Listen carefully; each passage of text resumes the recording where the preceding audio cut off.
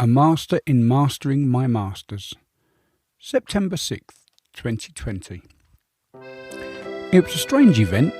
I was showering myself down when I decided that, despite my infatuation with mechanical keys, I would decline the discounted offer I had received for the discounted purchase of a free write machine. It pained me extensively for many an evening.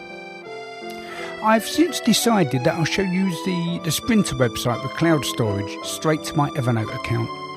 My little tablet/keyboard is sufficient, and there's a tiny element of mechanical keyboard taking place, which is also sufficient enough to calm my desires.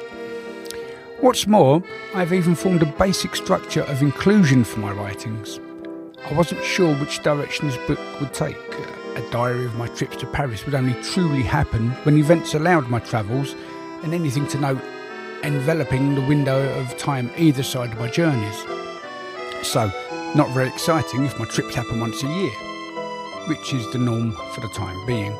And that's certainly not enough to fulfil a final piece for my final assignment, for my final study, for my final qualification. So, the diary will now become more of a study surrounding Paris, obviously including Au Pays Tranquille, but other personal links that will somehow draw back to Paris and any connections that I can make. And whilst this is originally meant for my masters, I have a huge feeling that I should continue with this long after my certificate is on my wall and the letters are appearing after my name. Which brings me somewhat nicely onto my epiphany moment, the title. Yes, I have an Englishman in Paris, but that is more for the assignment. A little spin on the police song An Englishman in New York, combined with a musical An American in Paris. Either way, it's a very lethargic title for a piece. Yes, it took me a little while to come up with, yet there's no spark to it.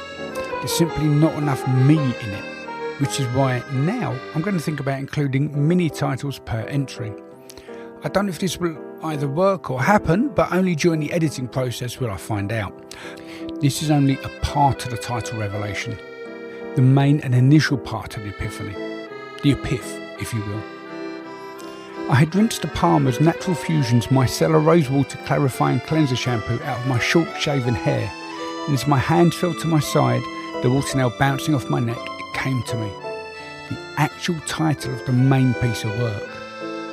It is included as a subtitle for this piece, and once my course is finished, I shall swap them over. However, as both the editing process and the writing process are still in motion, I should make a note of it here. The title of my second book, even if I convert these writings to a blog first, like Marley and me, the title of my second book shall be A Master in Mastering My Masters. Very much more me.